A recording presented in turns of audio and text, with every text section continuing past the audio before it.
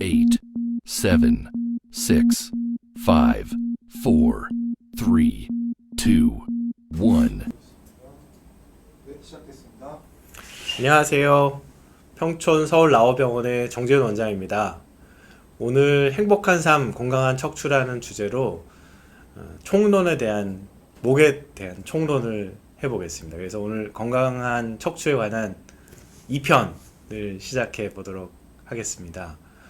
저희가 행복한 삶, 건강한 척추를 주제로 저번 시간에 한번 우리가 이게 살아가면서 이런 변화가 어떻게 되어 있는지를 한번 살펴봤었는데요. 어릴 때, 아주 어릴 때 유아기, 그 다음에 10세, 20세 청소년기를 지나서 20대, 40대 청장년기를 지나고, 그 다음에 40대, 60대 장년기를 지나서 60세 이상의 어른분들이 됐을 때 문제가 어떤 게 있는지를 살펴보았고요. 그런 과정에 있어서 우리 몸의 척추를 이루고 있는 목뼈, 등뼈, 허리뼈, 그리고 허리와 골반을 연결하는 천추라고 부르는 골반뼈 주변의 척추체들의 변화나 양상 등에 대해서 저희가 한번 살펴보는 시간을 가져보도록 하겠습니다. 그리고 오늘은 저번 시간의 전체적인 총론에 이어서 목에 대한 총론 시간을 한번 가져볼까 하는데요. 강의 중이나 궁금한 거 언제든지 있으시면 편하게 스크립트 올려주시거나 질문 주시면 중간중간 답변을 드리도록 하겠습니다. 한 가지 좀 양해를 미리 구할 건 제가 목 감기가 조금 걸려서 기침이 혹시 방송 중에 나올 수 있는데요. 많은 양해 부탁드립니다. 네. 보통 저희가 이제 경추라고 부르는 목뼈는 척추체의 가장 위쪽에 존재를 하는 뼈고요. 제가 오늘 사실은 모형을 하나 가지고 왔는데 모형을 보시는 것처럼 목뼈 1번, 2번, 3번, 4번, 5번, 6번, 7번 그리고 그 목뼈 위쪽에는 이렇게 두개골이 이제 머리가 존재를 하죠. 그래서 목뼈는 이렇게 7개로 구성이 되어 있고요. 이 목뼈 바로 아래쪽으로 이제 불룩하게 나와 있는 뼈가 있는데 그런 것들은 등뼈라고 하고 등뼈는 12개의 모양으로 보통 이루어져 있고 그 등뼈 아래쪽으로는 허리뼈가 보통 존재를 합니다. 중간 들어오는 대로 제가 설명을 드리는데 고개가 항상 기울어진 상태로 있다고 하시는데 의식적으로 똑바로 노력해야 좋아지냐고 질문을 하신 분이 있고 한 분은 목에서 자꾸 뚝뚝 소리가 나요 이런 분들이 있는데 좋은 질문입니다. 머리 주변이나 목 주변에서 소리가 나는 이런 증상에 대해서 제가 이 중간에 내용을 좀 담아 봤습니다. 또 한 분이 또 목에 좋은 스트레칭도 알려달라고 했는데 그 부분도 제가 후반부에 내용을 담아놨습니다. 한 분이 또 교통사고에서 정형외과에서 목 MRI를 촬영했는데 몇 안 되는 역시자라고 했습니다. 이렇게 질문을 했는데 이런 것들도 제가 정상적인 목이 어떤 건지에 대해서 설명을 이후에 드리고 그분이 또 한 분 더 질문을 하셨네요. 잠잘 때 베개 영향을 많이 받냐? 이것도 놓치지 않고 제가 스크립트에 담았습니다. 네. 그러면 천천히 진행하면서 여러분들의 궁금증을 풀어보도록 하겠습니다. 그래서 이제 저는 이제 오늘 목의 모양이나 정상적인 형태 이런 것들을 설명드리려고 하는데요. 목은 뼈는 7개로 구성되어 있고 다음 화면을 보시면 목 주변에 근육들이 이렇게 존재를 하는데요. 목에 있는 근육들은 정말 엄청 많고 그리고 사람마다 모양이 조금 다른 경우도 있습니다. 그래서 대부분 목의 근육이 어떻게 작용한다는 것보다는 목의 근육이 어떤 기능을 하고 어떨 때 문제가 생기는지에 대해서 이해를 하는 게 중요한데 목의 근육들은 대부분 움직임을 만들어주고 과도한 움직임이 생겼을 때 그 움직임을 견디고 저항하도록 되어 있는 근육들이에요. 그래서 일정하게 범위를 넘어가는 운동이나 일정하게 범위가 넘어가는 스트레칭을 하시면 사실은 좋지는 않습니다. 이거 제가 강의하다 보니까 이 베개에 대한 궁금증이 엄청 많으시네요. 이 벽에 대한, 경추형 벽에 대한 내용은 제가 후반부에 조금 더 요약하면서 설명을 드리도록 하겠습니다. 관심이 많으셔서 감사합니다.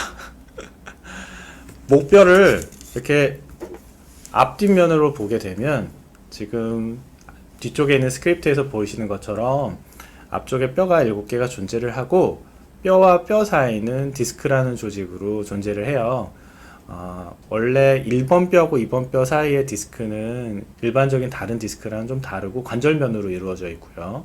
나머지 뼈들은 전체적으로 디스크라는 조직이 뼈와 뼈 사이에 존재를 해서 움직임을 만들어주고 회전 운동을 좀 돕고 충격이 생겼을 때 그 충격을 완충하는 효과를 얻을 수 있습니다. 목이랑 허리에 있는 디스크는 아까 제가 말씀드렸던 것처럼 충격을 완충하고 움직임을 만들어주는 데 중요한 역할을 하고요. 등에 있는 척추뼈와 척추뼈 사이에 있는 디스크들은 실제로 움직임을 만드는 것보다는 안정성을 부여하고 충격을 좀 완충하는 데 효과가 있는 디스크들입니다. 그래서 이제 목 뒤에서 보시면 이렇게 뼈 뒤쪽에 이렇게 불룩불룩 나온 뼈들이 있는데요. 이걸 후방돌기라고 합니다. 그래서 이제 목에 있는 후방돌기는 좀 마르신 분들이나 이렇게 좀 목 뒤를 만지시면 가장 이렇게 좀 목 가운데 뒤에서 이렇게 만져지기도 하거든요. 대부분 만져지고 특히나 이제 요 목들 뼈들 중에 제일 불룩한 뼈가 있습니다. 뒤쪽에 요 부분인데요. 요 부분은 목뼈의 7번 뼈예요. 그래서 사실 뭐 가끔 환자들이 오셔서 목 뒤에 뭐가 있습니다. 자꾸 만져지는데 너무 아파요. 이렇게 이야기 하시는데 실제로는 그 7번 뼈의 뼈 끝이 손으로 만져지는 거고요. 그리고 아까도 말씀드렸듯이 목의 움직임을 만들어 줄 때 너무 과도하게 숙이거나 너무 뒤쪽으로 많이 제치거나 하는 것들은 사실은 좀 좋지 않을 수도 있고 그거에 대한 내용은 제가 나중에 좀 말씀을 드릴게요. 목 쪽에 사고를 당하면 마비나 이런 것들이 당한다고 하는데 어떻게 조심할지 궁금합니다. 이렇게 해서 근수라는 분께서 아이디 금수라는 분께서 이야기 주셨는데 실제로 목 뒤에 뼈가 중요한 건 머리에 있는 뇌신경하고 그 목을 연결하는 신경들은 다 중추신경이에요. 그래서 보통 목의 3번, 4번에 위치하는 부분들은 저희가 호흡을 하는 호흡을 움직일 수 있는 그런 근육들에 영향을 주고 4번, 5번, 6번, 7번 쪽에 있는 신경들은 팔을 움직이는 상지를 움직이고 감각을 느끼는 데 중요한 신경들이라 이런 중추신경들은 일단 손상이 되면 회복이 잘 되지 않습니다. 그래서 굉장히 중요하고 그래서 이제 목뼈가 다치는 경우에 초기에 진단을 정확하게 하고 정확한 진단을 근거로 해서 치료를 하는 게 굉장히 중요하죠. 가능한 한 오늘 방송을 보시는 분들한테 목에 대해서 전체적으로 어떤 구조를 이루고 있고 어떤 문제가 생기면 이런 것들이 좀 불편해질 수 있고 그런 걸 예방하면 예방하는데 어떤 것이 좀 좋고 그리고 평소에는 어떤 걸 하는 게 좋을지에 대한 그런 좀 내용이나 정보를 좀 드리는 방향으로 해보겠습니다. 그 다음 페이지를 보시면 목에서 이제 나오는 신경들이 또 중요한데요. 아까 제가 말씀드렸던 것처럼 목의 머리에서 아래쪽으로 쭉 내려오는 신경들은 목을 지나면서 등뼈를 지나서 등뼈의 거의 끝나는 지점까지 내려오는 데까지는 다 중추신경입니다. 그 중추신경의 각각의 분절에서 양쪽을 오른쪽으로 한 가닥, 그 다음에 왼쪽으로 한 가닥 이렇게 양쪽의 쌍을 이루어서 신경근이라고 하는 이런 가지신경들이 나오는데요. 목에서 나오는 가지신경들은 아까도 말씀드렸듯이 신경총을 이루어서 상지를 움직이는 데 영향을 줍니다. 그래서 한번 이렇게 그림을 보시면 목에 여기 지금 아까도 말씀드렸듯이 5번 신경, 6번 신경, 7번 신경, 그 다음에 요게 목의 7번 뼈하고 등뼈 첫 번째 등뼈 사이에서 나오는 8번 신경, 그 다음에 흉추 1번 신경이라고 해서 이렇게 보이시는 건 갈비뼈인데요. 갈비뼈 첫 번째 갈비뼈인데 이렇게 5 신경 가지가 신경절을 이루고 신경총을 이루고 그다음에 신경절이 돼서 이렇게 내려와서 상지를 움직이는 중요한 신경들의 마지막 말단 신경을 이루게 됩니다. 그래서 사실은 상지에 문제가 생기면 저희가 팔을 좀 쓰는데 조금 불편한 느낌이 든다거나 아니면 손가락이 좀 저려요 뭐 이렇게 이야기도 하기도 하고 여러분들이 뭐 코 안 걸고 자는 법 뭐 이런 것들도 물어봐 주시는데 그런 거는 사실은 제가 전문가는 아닙니다. 아쉽지만 다음에 뭐 이비인후과 선생님께서 나오시면 좋은 방송이 될 수 있지 않을까 싶고요. 일단은 이렇게 해서 목에서 나오는 그런 신경 가닥들이 뭉쳐져서 상지를 지배하는 근육들에 영향을 주기 때문에 사실은 굉장히 중요하고 보호를 해야 될 신경들이기 때문에 주변의 근육이나 인대들이 굉장히 복잡하게 이루어져 있습니다. 여러분들이 사시면서 궁금해하는 것들 중에 이제 크게 목에 대해서는 목에 통증이 잘 생기나요? 이렇게 묻는 분들이 참 많습니다. 굉장히 흔합니다.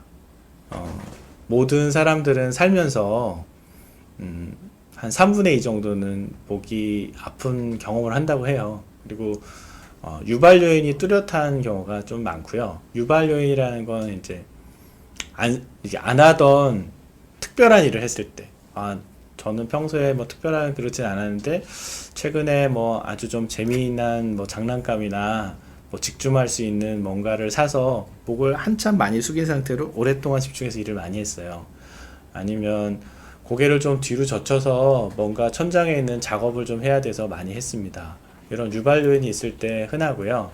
대부분 그런 경우에는 목뼈의 뒤쪽에 아까 제가 후방돌기뼈가 있다고 했잖아요. 이 후방돌기를 서로 연결해주는 뒤쪽에 인대가 있거든요. 그런 인대들이 실제로 너무 스트레칭 되거나 이렇게 너무 이렇게 벌어지거나 너무 뒤쪽으로 당겨져서 목 앞쪽에 있는 근육들이 너무 과하게 긴장되거나 해서 증상이 생기는 경우가 많습니다. 그리고 우리가 좀 가을에는 독서의 계절이야 뭐 오랜만에 여름 휴가 갔는데 즐겁게 좀 쉬면서 좀 책을 좀 읽어봐야지 그러면서 좀 이렇게 집에서 읽던 자세와 좀 달리 좀 불편한 자세로 책을 많이 읽거나 그러시면 고개를 많이 숙이면서 목 뒤쪽에 있는 근육이 긴장하게 되거든요. 그럴 때 생기는 증상이 또 굉장히 흔합니다.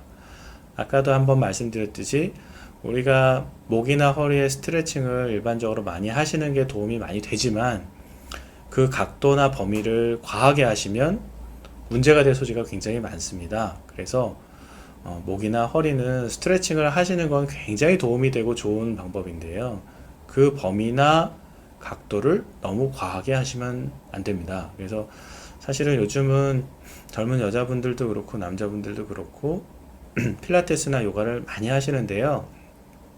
일단 처음에 익숙해지기 전에 처음에 시작하실 때는 한 번에 욕심내지 마시고 적당한 범위와 적당한 강도로 해주시는 게 좋습니다. 한나라는 아이디 가지고 계신 분이 어깨 주변이 자꾸 경직되는데 어떤 자세로 일하면 좋을까요? 라고 했는데요. 실제로 목이나 어깨 주변이 자꾸 경직되는 건 아까도 말씀드렸듯이 그 목하고 어깨를 연결하는 근육인대가 자꾸 긴장돼서 그러는 경우가 가장 흔하거든요. 실제로 디스크 때문에 어깨 주변에 있는 근육들이 긴장하거나 경직되는 경우는 그렇게 흔치는 않습니다.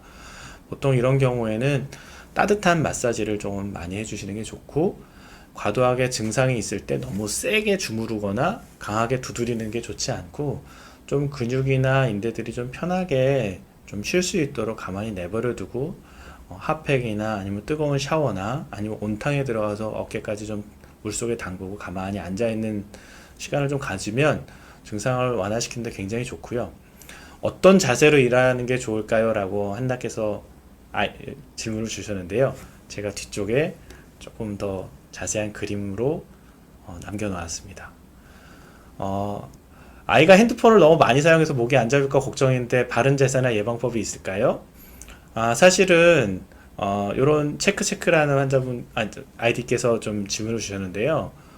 목이 사실은 어린 나이에 핸드폰을 많이 본다고 나빠질 가능성이 그렇게 많지는 않습니다. 그런데 이제 목은 정상적으로 이렇게 C자형 타입을 가지고 있습니다. 이렇게 이제 옆면에서 봤을 때 C자형 모양을 가지고 있는데, 우리가 일상생활에서 생활할 때 대부분 이 C자형 모양의 반대쪽 형태로 사용하게 됩니다. 그래서 가능한 한 C자형 모양을 유지하려고 노력하다기보다는 의도적으로 가끔씩 고개를 뒤쪽으로 많이 젖혀서 C자가 좀 더 과도하게 생길 수 있도록 적당한 범위 내에서 스트레칭 해주는 게 좋습니다. 그래서 목은 고개를 뒤로 젖히는 신전 운동이 좋은 거지, 고개를 앞쪽으로 많이 젖히는 굴곡 운동을 하는 거는 그다지 도움이 많이 되지는 않습니다.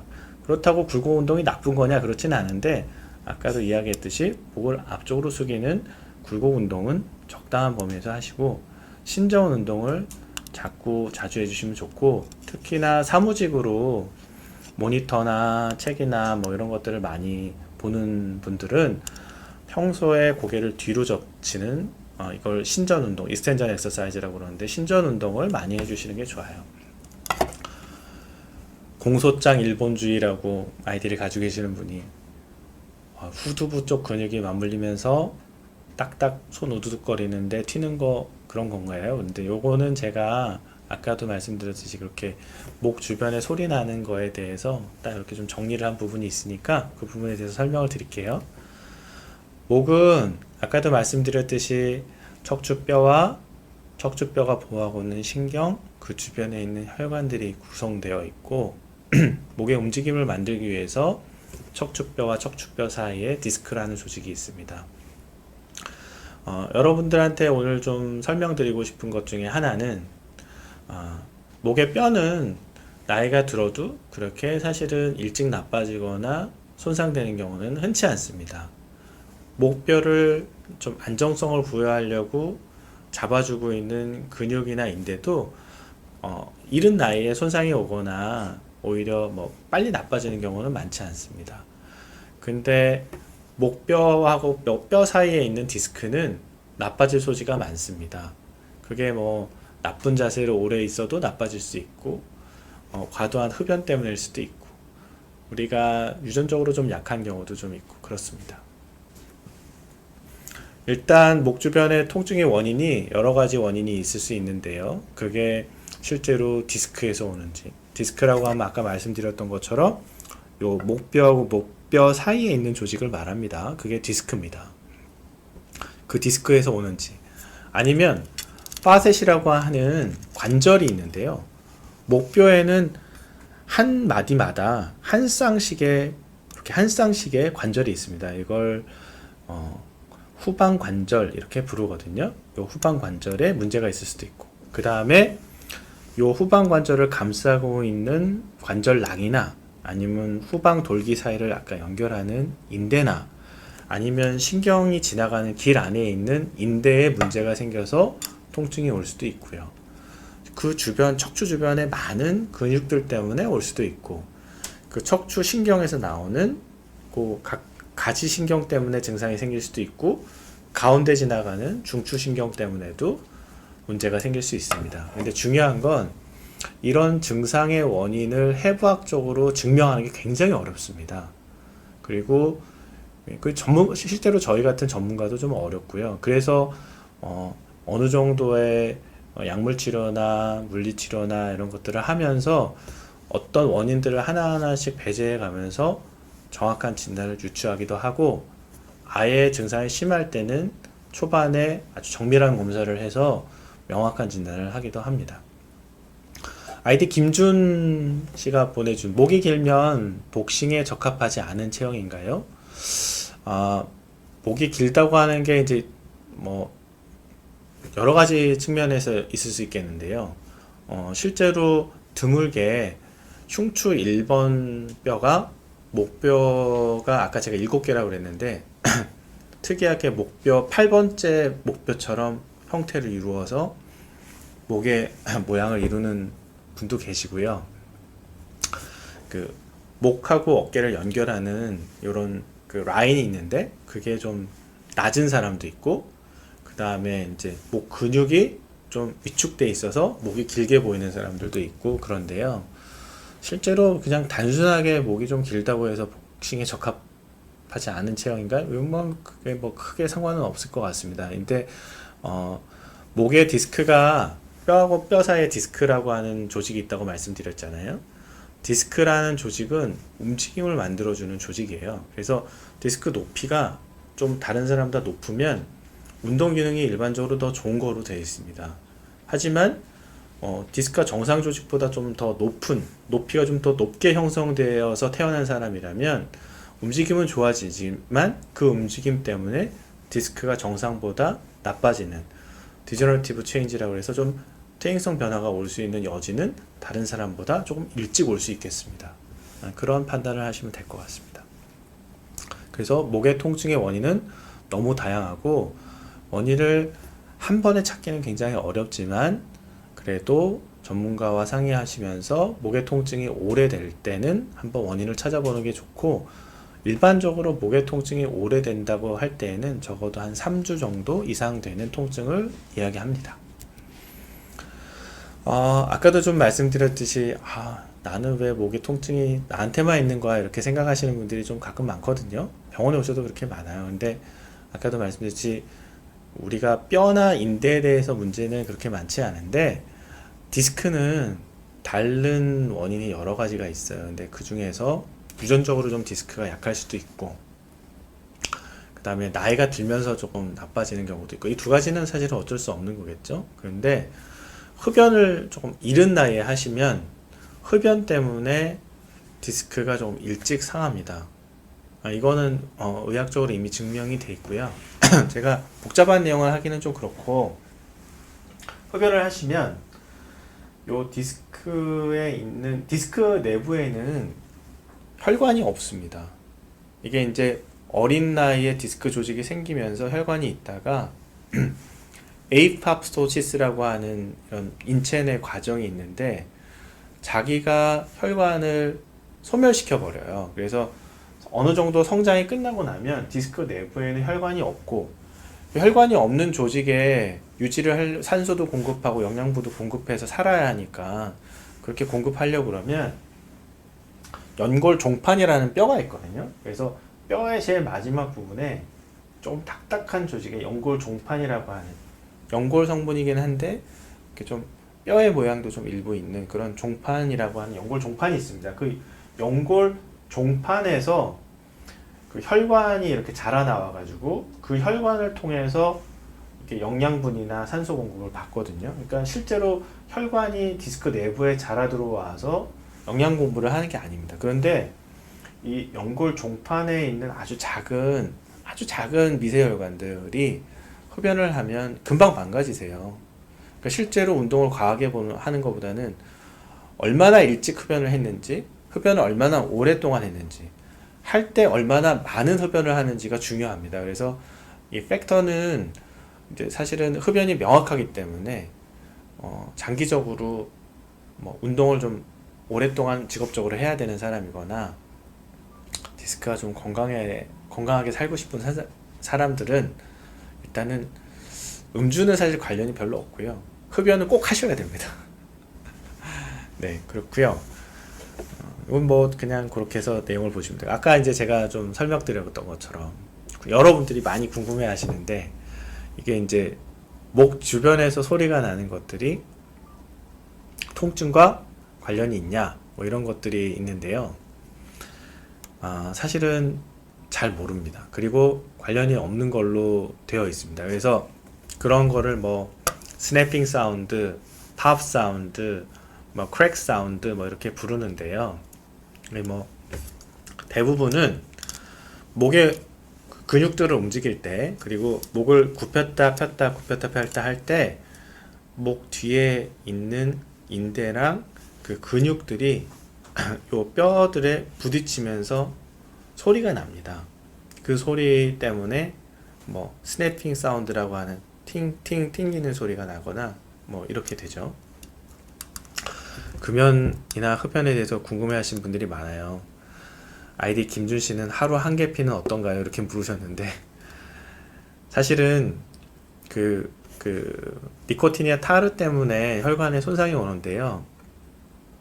어떤 논문들은 그런 게 양에 의해서 뭐 담배를 많이 피느냐 적게 피느냐 이렇게 관련이 있다고 이야기하지만 담배를 피는 것 자체가 영향을 좀 준다고 그래요. 그래서 아이디 김준 환자분 가능하시면 목 건강이나 허리 건강을 위해서 금연해 주십시오. 네, 일단 하여튼 그래서 목 주변에서 나는 이런 스냅핑 사운드, 그 다음에 크랙 사운드, 팝 사운드라 탁탁 걸리고 뭐 그런 소리들은 대부분 아까 후관절이라고 하는 목에 있는 관절들이 목을 돌리면서 이렇게 돌리면서 나는 소리들이 나고, 그 다음에 나이가 들면서 이 관절을 싸고 있는 아까 관절낭이라고 하는 조직이 있다 그랬잖아요. 그 관절낭의 기능이 좀 떨어져서 소리가 나는 경우가 많아요. 그래서 사실은 소리가 좀 목 주변에서 나는 거에 대해서 굉장히 걱정하거나 나 소리가 나는데 이게 디스크가 망가진 건가? 이런 걱정은 사실은 대부분은 안 하셔도 됩니다. 근데 많은 환자들이 사실은 그렇게 걱정을 하세요. 그러니까 의미가 있는 의학적으로 환자한테 문제가 되는 목 주변에 소리 나는 증상은 사실은 거의 없다. 그런데 그게 아주 오랫동안 반복되거나 소리가 나면서 통증이 동반된다. 그러면은 그때는 진료를 한번 보시면 되겠습니다. 그냥 통증이 없이 움직일 때 소리만 난다 그런다면 큰 의미는 없을 것 같아요.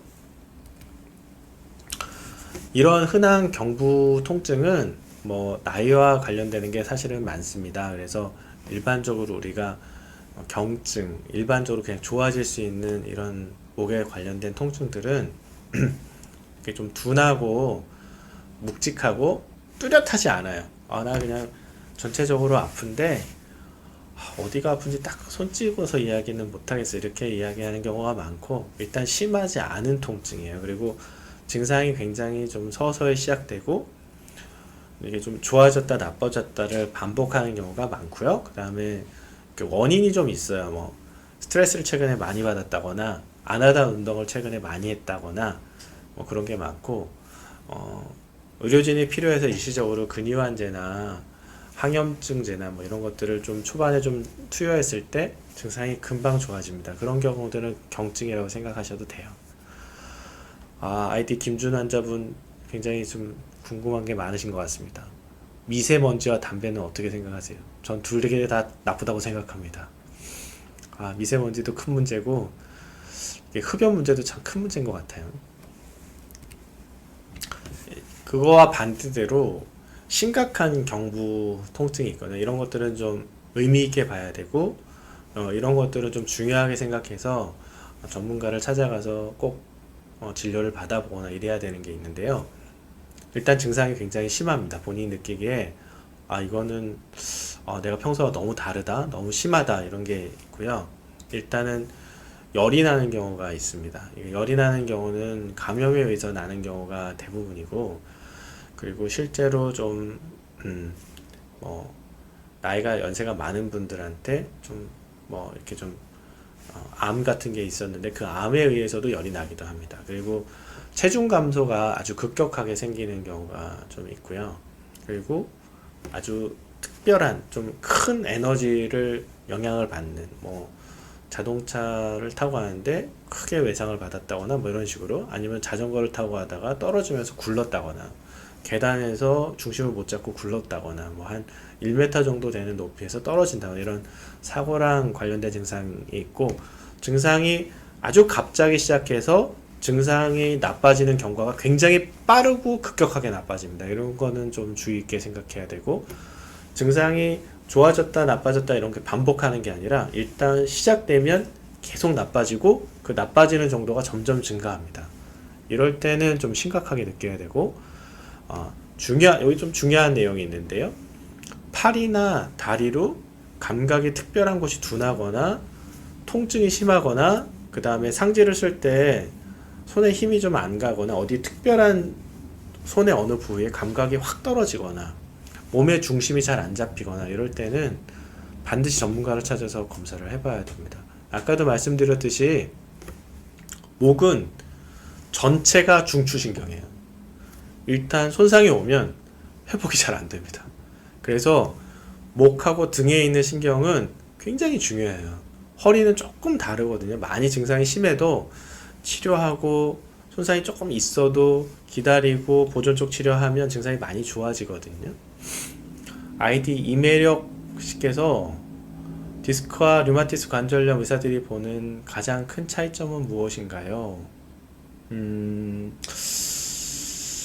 글쎄요. 이게 뭐 저는 사실은 이제 정형외과 의사긴 하지만 제가 뭐 사지에 있는 관절을 진료를 보지 않은 지가 굉장히 오래됐기 때문에 류마티스를 전공하시는 내과 선생님을 이야기하시는 게 아니라 류마티스도 보시고 일반적으로 관절염을 보는 정형외과 의사들이랑 저처럼 정형외과 의사지만 척추신경이나 디스크, 척추뼈들을 보는 의사들이 보는 차이는 사실은 굉장히 다릅니다. 그리고 보는 그 어떤 중요한 점들이 좀 다르게 보고요. 차이가 좀 많은데 그런 것들은 다음에 혹시 강론 같은 거 할 일이 있을 때 제가 조금 충분히 설명을 드리도록 하겠습니다. 이미력 씨가 질문을 한 번 더 주셨는데요. 병원에서 디스크 초기 증상이 있다고 했는데 손이 저리면 병원에 다시 오라고 했는데 1년에 두세 번 정도 손이 아플 정도로 저리는데 문제가 있는 건가요? 그 이제 손의 저림이 어느 부분에 있는지가 중요합니다. 그게 신경의 피부 분절이라고 그래서 뭐 4번, 5번, 6번, 7번 신경이면 그 신경이 특별히 관할하는 부분에 범위가 있거든요. 사실은 그 범위에 따라서 판단을 하는데 그 범위가 특정 신경이랑 관련이 없고 증상이 1년에 두세 번 있을 정도여도 증상의 호전이 금방 된다 그러면 병원을 굳이 당장 찾지 않아도 괜찮을 것 같습니다. 네, 하지만 그 증상이 1년에 몇 번씩 계속 반복되고 그게 몇 년씩 계속 증가됐는데도 계속 반복된다면 정확한 진단이 가장 중요합니다. 제가 저번에 총론 시간에 또 말씀드렸지만 정형외과 질환이나 특히 척추는 치료를 하는 거 굉장히 중요합니다. 근데 정확한 진단이 훨씬 더 중요합니다. 진단이 정확하게 되면 치료 과정을 좀 아주 정확하게 갈 수 있는데요. 진단이 정확하지 않으면 나중에 치료 과정에 이상하게 꼬입니다. 그래서 진단을 위해서 검사를 해보는 건 저는 찬성합니다. 경추에서 추간판 팽윤이라고 많이 들어보셨을 텐데요. 이게 이제 디스크가 나이가 들어가면서 좀 불룩해지는 거거든요. 그러니까 이제 뭐 우리가 자전거나 이거 자동차의 타이어에 공기가 좀 적당한 압력으로 꽉꽉 채우면 빵빵하다가 이게 좀 오래 타다가 뭐 보면 타이어에다가 적당한 공기압을 충전해주지 않으면 이렇게 타이어가 좀 쭈그러들잖아요. 실제로 이제 디스크의 내부 아까 이제 뭐 흡연이 문제가 있을 수도 있고 유전적으로 그럴 수도 있고 노화 때문에 그럴 수도 있는데 디스크가 좀 닳아가면서 높이가 좀 낮아지면 좀 불룩해집니다. 그게 지금 제가 오른쪽 사진에 봤던 것처럼 이렇게 이게 이제 요런 이미지가 MRI 중에 T2라고 하는 시그널을 가진 이미지거든요. 근데 원래 그런 이미지는 이렇게 수분이 많은 곳이 이렇게 하얗게 보입니다. 근데 이제 실제로 디스크 조직에는 콜라겐이라고 하는 조직이 좀 있고 그 조직이 물을 감싸고 있거든요. 그래서 디스크 조직의 전체 상당 부분 90% 이상은 실제로 물을 포함하고 있습니다. 그래서 실제로 원래 정상적인 디스크는 내부가 좀 밝은 하얀색 요런 밝은 하얀색으로 보여야 되는데 지금 사진의 예시로 보여드린 분처럼 요런 데는 약간 하얀 부분이 남아있지만 이렇게 좀 다들 검게 변하고 그리고 높이가 좀 낮아지면서 뒤쪽에 이렇게 주름이 지듯이 이렇게 울룩불룩합니다. 이런 걸 팽윤, 벌징이라고 부르고요. 이렇게 이제 이런 벌징 디스크는 나이가 50대, 60대 정도 됐는데 보이는 거라면 누구나 겪을 수밖에 없는 자연스러운 현상이에요. 물론 저런 디스크가 팽윤이 되고 퇴화가 되면서 높이가 낮아지면 저것 때문에 목 주변에 통증이 오실 수 있습니다. 그리고 저런 분들이 남들보다 좀 더 과하게 목을 쓰거나 오랫동안 뭔가를 집중을 하면 목 주변에 통증이 오는 게 당연합니다.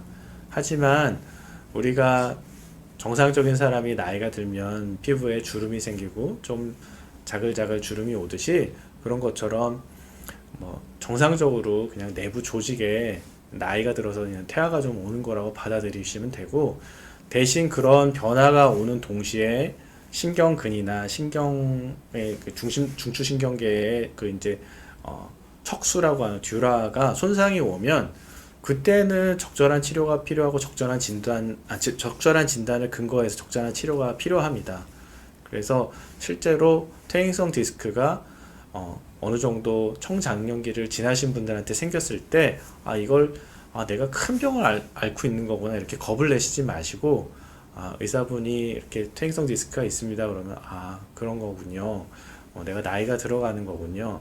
하지만 그 나이가 들어가면서 생길 수 있는 문제가 생기지 않도록 저를 좀 도와주시면 감사하겠습니다. 뭐 이런 식으로 의사와 커뮤니케이션 하시면서 진료를 보시면 될 것 같습니다. 문제가 되는 추간판 탈출증, 그러니까 아까도 이야기했던 팽류는 약간 주름지고 이제 울룩불룩해지는 건데, 그게 이제 어느 정도 문제가 좀 돼서 이렇게 터져 나오는 거를 이야기하거든요. 그래서 여기 이제 보시면 여기가 척추 5번, 경추 5번, 6번 뼈인데 그 뒤쪽에 이렇게 디스크가 나오면서 신경이 눌리고 이렇게 좀 붓게 돼요. 아까도 말씀드렸듯이 경추뼈 사이에 있는 신경은 중추신경입니다. 그래서 이게 이제 아주 이제 제가 환자들한테 설명할 때 두부 조직 같다고 설명하거든요. 물론 두부 조직보다 훨씬 더 딱딱합니다. 근데 이렇게 누르면 그냥 눌러서 망가뜨릴 수 있어요. 세게 큰 압력을 탁 주면. 그 정도로 약한 조직입니다. 그래서 손상이 되면 회복이 안 되고, 신호 전달이 각각 좀 다르긴 한데 머리에서 신경으로 내려가는 신호 전달 체계도 있고, 이런 사지 팔 다리에서 올라오는 머리 쪽으로 전달되는 신호 전달 체계도 있거든요. 그러니까 그 전달 체계가 망가지면 문제가 좀 복잡해집니다. 그래서 탈출된 디스크나 아니면 신경 조직 주변에 있는 뭐 석회화된 병변이나 인대가 좀 석회화되거나 이런 것 때문에 신경 다발이 눌리거나 척수가 눌리게 되면 이런 것들은 반드시 치료가 필요한 상황입니다. 그래서 척수가 정말 신경이 문제가 돼서 그것 때문에 근력이 약하거나 뭐 중심이 잘 안 잡힌다 그러면 그럴 때는 조기에 적극적으로 외과적 수술을 취하게 됩니다. 목에 통증이 있으면 나는 어떻게 해야 할까요? 라는 생각을 좀 많은 분들이 하게 될 거라고 생각합니다. 그래서 여기에 대해서 좀 정리를 해봤는데요. 일단 뭐 외과적인 치료를 안 하시는 선에서 저희가 이제 뭐 보존적 치료라고도 설명하고 뭐 비수술적 치료, 비외과적 치료 이렇게 설명을 하는데요. 가장 기본적인 건 좀 쉬고 약물 치료하는 겁니다. 뭐 근이환제도 좋고 항염증제도 좋고, 저희가 일반적으로 뭐 이렇게 약국에서 처방전 없이 금방 살 수 있는 게 타이레놀이라고 하는, 성분명은 아스타아미노펜인데요. 너무 많이 드시면 안 되고, 한 체중이 보통 한 50kg 정도 이상 되시는 여자나 남자 성인이라면 보통 타이레놀 중에 타이레놀 ER이라고 하는 서방정 좀 큰 알이 있거든요. 650mg 짜리입니다. 그래서 보통 650mg을 하루에 2번 내지 3번 정도 2, 3일 드셔보시고, 그래도 계속 문제가 좀 있거나 불편하시면 저 같은 정형외과 척추 보시는 선생한테 오셔도 되고, 신경외과 척추 보시는 선생한테 보셔도 되고, 그렇게 해서 좀 보시면 좋을 것 같고, 그러면 보통 근이환제하고 항염증제를 보통 처방을 합니다. 보통 뭐 전문의약품이어서 처방전이 있어야 되고 진단이 되어야 처방할 수 있으니까요. 그렇게 하시고, 그렇게 해서도 좀 문제가 되거나 조금 약간 좀 근긴장이 너무 심하게 되는 경우에 아주 단기간 보조기를 주기도 합니다. 그래서 보통 이렇게 부드러운 이제 네칼라라고 해서 이렇게 좀 부드러운 보조기를 쓰는데요. 이렇게 해서 이렇게 보이는 지금 이런 것들은 토마스 브레이스라고 부르거든요.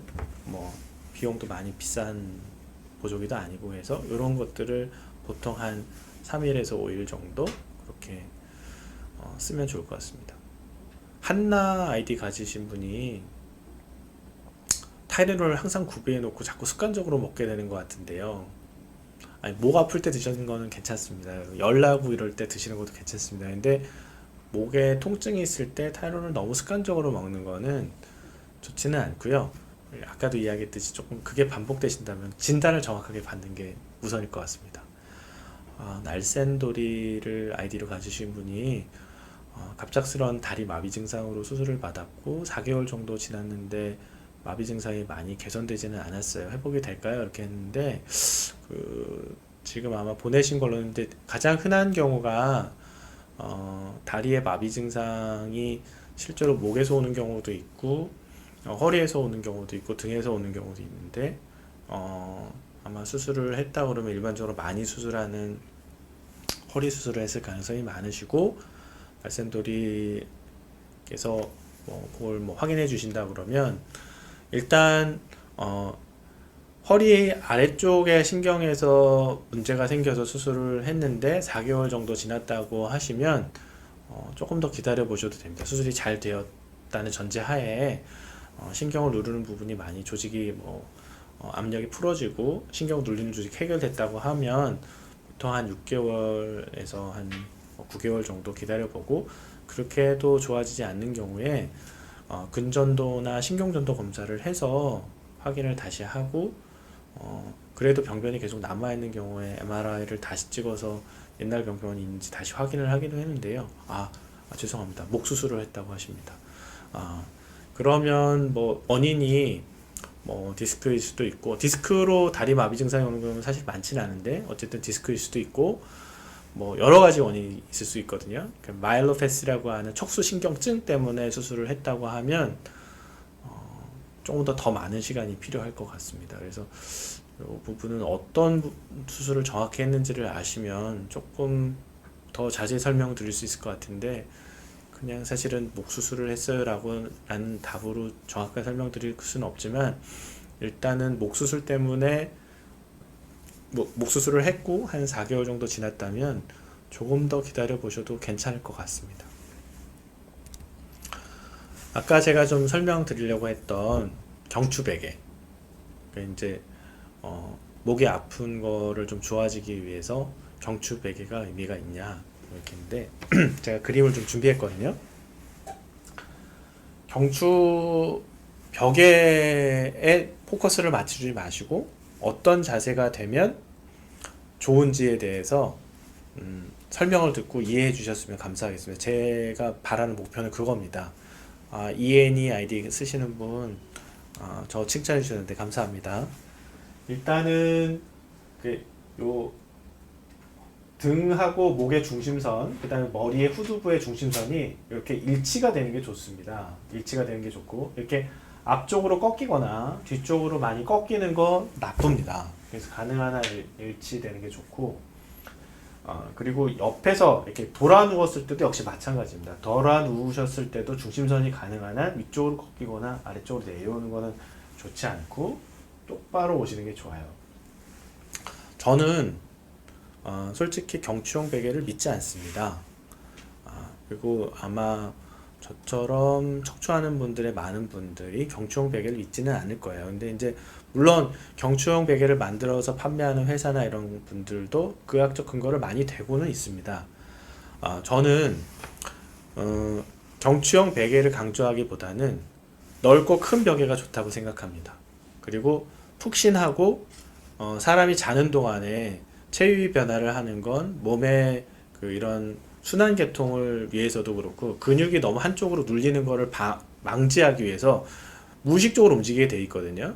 그러니까 목 뒤에 후두부하고 여기가 후두부인데요. 목 뒤에 후두부하고 양쪽 어깨를 다 포함하는 큰 벽에가 좋다고 생각합니다.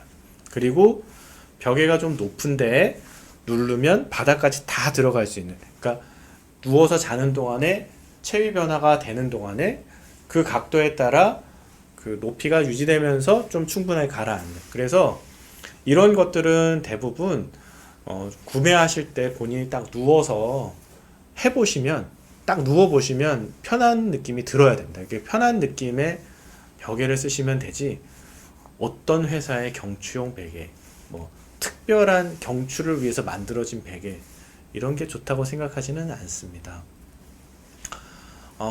예인 아이디 가지고 계신 분이 사무직 노동자인데 컴퓨터를 많이 보고 오래 책상에 앉아서 목이 많이 뻐근한데요. 평소에 어떤 자세를 유지하면 좋을까요? 제가 조금 있다가 준비했습니다. 날쌘돌이께서 3, 4주 경추 유압술 3, 4, 5 중심 분할 후궁 성형술을 하셨군요. 네, 그러면 아마도 제가 아까 이야기 드렸던 마이엘로패치 척수증 환자이신 것 같아요. 일단 4개월은 너무 짧습니다. 보통 6개월에서 1년 정도는 수술을 해놓고 중심이 잘 잡히는지 다리 마비가 풀리는지 일단은 봐야 되고, 아마 수술하신 분 선생님께서 6개월에서 1년 사이에 검사를 한번 다시 해서 현재 상태랑 비교해 보실 거고요. 그래도 좀 좋아지지 않는다 그러면 발을 보시는 선생님한테 의뢰를 해서, 족부만 보시는 분한테 의뢰해서 실제로 발목만 문제가 있다 그러면 그 부분에 대해서 좀 해결을 해달라고 의뢰를 하실 거고, 뭐 그냥 단순히 재활 치료를 해서 기능을 개선시킬 수 있다 그러면 기능 재활을 할 수 있는 뭐 선생님이랑 좀 상담을 해주실 거라고 보입니다. 조금 더 기다려 주시면 좋을 것 같아요. 이애니님은 울룩불룩한 베개를 샀는데 아빠가 평평한 거 쓰는 거 이유가 있었나요? 네, 어른들은 이유가 있습니다. 넓고 큰 베개가 좋습니다. 그리고 베셔서 편한 베개가 좋고요. 베개를 이렇게 좀 볼륨이 있어서 이렇게 불룩한데 누르면 바닥까지 충분히 가라앉는, 그래야 어깨 중심선 아까 말씀드렸던 것처럼 중심선이 일치돼서 올 수 있습니다. 넓은 베개를 사십시오. 물리치료가 사실은 뭐 의미가 있기도 합니다. 그런데 이제 초반에 목이 아프거나 이럴 때 아까도 이야기 드렸듯이 근육의 길이가 변화가 되는 물리치료는 사실은 도움이 안 됩니다. 그래서 등청석 운동이라고 해서 근육 길이가 변화하지 않는, 근육 길이가 늘어나거나 신전되거나 굴곡되지 않는 범위 내에서 운동을 하는 게 우선이고요. 유연성을 평소에 조금 유지하는 게 좋고, 증상이 생겼을 때 조기에 좀 불편하더라도 유연성을 회복시키는 게 좋은데, 너무 처음에 아플 때 무리하게 하면 통증이 심합니다. 그래서 처음에는 천천히 하시는 게 좋습니다.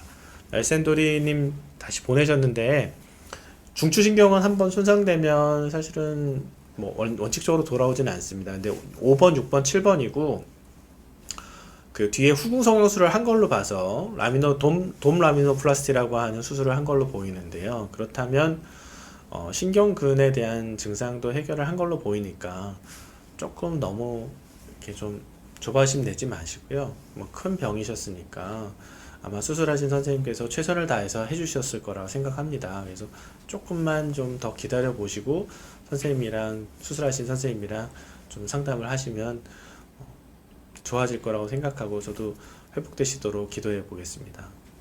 그리고 이제 초기에는 저희가 따뜻한 찜질을 할까 차가운 찜질을 할까 뜨거운 찜질을 할까 이렇게 고민을 하시는데요. 목 주변에는 처음에 차가운 찜질을 하실 필요가 거의 없습니다. 그래서 원칙적으로 목 주변이나 어깨 주변이 빨갛게 되거나 반점이 있거나 수포가 있지 않은 한, 이렇게 물집 같은 게 있지 않은 한 따뜻한 찜질을 해주시고, 아까도 한번 설명드렸지만 뜨거운 샤워를 오래 하고 그 다음에 뜨거운 온탕에 좀 들어가서 목 주변에 있는 근육하고 인대를 긴장을 풀어주는 건 굉장히 도움이 됩니다. 꼭 초반에 좀 노력해 주시고, 따뜻한 찜질이 우선이라는 거. 뜨거운 찜질을 할 때는 전제 조건은 이렇게 좀 열감이 없어야 되고 물집 같은 게 없어야 되고, 그다음에 반점 같은 게 없을 때는 초기에 뜨거운 찜질 해주시라는 거 그거 기억해 주십시오. 기능 유지를 위한 노력을 평소에 해야 되는데요. 올바른 자세를 취하자. 이게 중요합니다. 올바른 자세는 이렇게 골반의 중심선, 그 다음에 목하고 등을 연결하는 부분의 중심선, 그 다음에 목의 중심선이 이렇게 일치되는 자세가 가장 좋습니다. 그리고 가능한 한 고관절과 무릎관절 그리고 발목관절로 떨어지는 이 중심선을 연결하는 게 가능한 90도에서 100도 정도로 유지하는 게 가장 좋은 거로 되어 있습니다. 그래서 고개를 너무 숙이거나 엉덩이를 빼고 앉거나 의자에 걸터 앉아서 너무 많이 숙이는 자세는 진짜 좋지 않고요. 목에 있어서 가장 중요하고 평소에 해야 될 운동은 신전 운동입니다. 그래서 가능한 한 평소에 아프지 않을 때 고개를 뒤로 젖히는 스트레칭을 자주 해 주십시오. 뒤로 젖히는 스트레칭은 많이 하실수록 사실은 좋습니다. 한나 아이디께서 만약에 진단해보고 목 수술을 한다면 보통 6개월에서 1년간 일을 못하게 되는 건가요? 절대 그렇지 않습니다. 목 디스크 수술을 하게 된다라도 보통 라미너 포라미노톰이라고 하는 신경근에 대한 감압 수술을 한다 그러면 보통 직장에 복귀하는데 보통 7일에서 2주, 그 다음에 ACDF나 인공 디스크를 한 경우에 보통 한 2, 3주 정도 필요하고요. 육체적으로 심한 노동을 한다거나 운동선수들하고 한다면 보통 3개월에서 6개월 정도 재활치료를 합니다. 근데 전문적인 운동선수나 하드워커라고 해서 육체적 노동자가 아니라면 일상생활에 복귀하는데 많이 걸리지는 않습니다. 뒤로 젖히는 스트레칭 중요합니다. 기능 유지를 하기 위해서 노력해야 될 거 아까도 말씀드렸죠? 금연해 주십시오. 그리고 평소에 적당한 근력 유지를 하는 게 좋은데 가벼운 런닝이나 걷기가 굉장히 도움이 됩니다. 근지구력도 기르고 유산소 운동이 되기 때문에 굉장히 중요하고요. 유연성 유지해 주셔야 되는데 적당한 유연성을 유지해 주십시오. 나이가 들어가시면서 과도한 유연성은 좋지 않습니다. 적당한 유연성을 유지하는 게 중요하고 꾸준한 유산소 운동을 하시고요. 기능 회복 운동처럼 지금 제가 이거 그림에 보이는 거 이거 일부러 했는데요. 과도합니다. 이렇게 하시면 안 됩니다. 신전 운동은 적당한 범위 내에서 하시고 나이가 드실수록 범위를 좀 줄여주시는 게 좋고 어른들한테는 과하게 하면 인대가 좀 다칠 수 있으니 어머니 아버님들 적당히 해주세요 라고 이야기해 주시고 물속에서 하는 우리 좀 요즘 아쿠아로빅, 물속에서 하는 스트레칭 이런 것도 굉장히 좋습니다. 그렇게 해주시면 좋을 것 같습니다. 자, 외과적 치료가 필요한 거 그냥 간략하게 좀 총론해서 정리하고 넘어가겠습니다. 이제 경추에 방사통이 생기는 디스크가 아주 부드러운 조직 때문에 생길 수도 있고 뼈가 자라서 생길 수도 있는데요. 그런 걸 경추 방사통이라고 그러는데 그런 경우가 있고 아까 좀 척수증이라고 부르는 것처럼 목의 뒤쪽에 이렇게 신경 지나가는 길이 좁아져서 아까 그 날쌘돌이 아이디 가지신 분이 설명하셨던 거예요. 뒤쪽에 후궁 성형술을 하게 됩니다. 이런 식으로 척수증에 대한 수술을 하게 되면 회복하는데 시간이 꽤 걸립니다. 외과적 치료의 이렇게 목표는 딱 두 가지입니다. 신경 압박을 해소하고 척추를 안정화하는 데 목적이 있습니다. 그래서 외과 의사가 항상 고민을 합니다. 이렇게 환자에 맞는 최선의 방법을 선택하기 위해서 진짜 고민하고 나름대로 노력을 많이 합니다. 그래서 여러분들이 그냥 의사를 바라볼 때 이 사람이 나를 위해서 정말 고민을 많이 하고 노력하는 분이라는 좀 인식도 좀 가져주시면 진료하는 의사 입장에서는 굉장히 감사하고 고맙게 생각하고 더 열심히 노력할 수 있는 자극도 될 수 있을 거라고 생각합니다. 그래서 이렇게 그 외과 치료 방법에 아까 라미넥톰이라고 해서 신경 지나가는 길을 완전히 넓히는 이런 뼈를 절개하는데요. 수술 기구를 사용해서 신경이 다치지 않는 중추신경이기 때문에 굉장히 위험합니다. 신경이 다치지 않도록 뒤쪽에 뼈를 좀 드러내서 요 중추신경이 넓어지도록 신경 지나가는 공간이 넓어지도록 하고 이렇게 부드러운 디스크가 나오거나 뼈가 자라서 생기는 방사통이 있을 때는 그게 한 마디나 두 마디 이렇게 될 때는 이렇게 목 앞쪽으로 들어가서 수술을 하게 되고 신경 지나가는 구멍을 넓혀주게 됩니다. 이런 식으로. 근데 이제 그런 게 여러 마디가 있을 때는 수술이 좀 복잡하고 어려워지게 됩니다. 수술을 결정하거나 진료 받던 의사분들이 이게 수술을 해야 될 것 같아요 라고 이제 묻게 되면 그때 여러분들이 궁금해하는 걸 물어보셔야 됩니다. 첫 번째, 수술의 위험성은 무엇인가요? 이제 환자분들이 저한테도 많이 묻는데 저는 환자분들이 이런 걸 물어봐야 된다고 생각합니다. 자신이 받을 수술에 얻는 것과 잃는 것을 명확하게 아는 게 중요합니다. 두 번째, 수술이 성공적일 가능성이 높은 수술이고 그게 이 수술을 해주시는 분과 내가 잘 의사 전달이 잘 되는지가 굉장히 중요합니다. 세 번째, 외과 의사가 수술적 결정을 하는 데 있어서 이유는 뭔지를 한번 물어봐 주십시오. 이게 비수술적 치료, 그러니까 수술이 아닌 방법으로 더 이상은 안 되는 건지를 물어보시는 게 중요하고, 일상으로의 복귀가 언제쯤 가능할지, 아까 이제 한번 이야기 주셨어요. 한나 씨께서 1년간 일을 못하게 되는 그런 수술은 목 수술은 없습니다. 거의 없습니다. 그러니까 일상으로 복귀가 어느 가능한지 그런 것도 좀 물어봐 주시고, 스포츠 활동이 가능한지에 대해서도 먼저 고민하고 수술을 진행하시는 게 맞습니다. 그리고 언제까지 외과 의사와 이런 관찰이 필요한지도 묻고, 그러한 대한 자신의 그런 계획을 잘 세우고 그걸 받아들일 수 있어야 수술을 하고 나서도 환자의 만족도나 결과가 좋습니다. 요약하자면 경추부에 발생하는 통증은 흔하고 많습니다. 대부분 심하지 않은 경우가 많고, 그냥 저절로 좋아지는 경우나 약물 치료하거나 비수술적 치료로 대부분 좋아지는 경우가 많습니다. 근데 주의 깊게 봐야 될 점이 몇 가지 있습니다. 팔에 통증이 있거나 감각이 둔하거나 저린 느낌이 어느 특정 부위에 나거나 힘에 위약이 있어서 뭘 물건을 쥐거나 커피잔을 잡을 때 약해지거나 숟가락 젓가락 짚을 때 좀 떨어지거나, 그 다음에 서로 이렇게 어떤 이거하고 내가 이거 뭐 집어서 뭔가 들어 올려야지, 이런 과정이, 일련의 과정이 이렇게 좀 정확하지 않고 이렇게 좀 뭐 글씨를 쓰는 게 좀 이상해진다거나, 뭐 손이 뭐 좀 특별한 손가락에 힘이 좀 빠져서 뭔가 일이 잘 안 되거나, 그 다음에 몸의 중심을 잡을 때 중심이 잡히지 않고 저는 구름 위를 걷는 것 같아요. 계단 오를 때 휘청휘청해요. 뭐 이런 게 굉장히 중요합니다. 이런 특정 신경이나 중추신경계에 뭔가 문제가 있었을 것 같은 증상이 있을 때는 전문가한테 꼭 상의하시고 그 진단을 정확하게 한 후에 치료 과정을 가야 되고, 그게 중추신경계의 문제라면 조기에 수술적 치료가 필요할 수도 있습니다.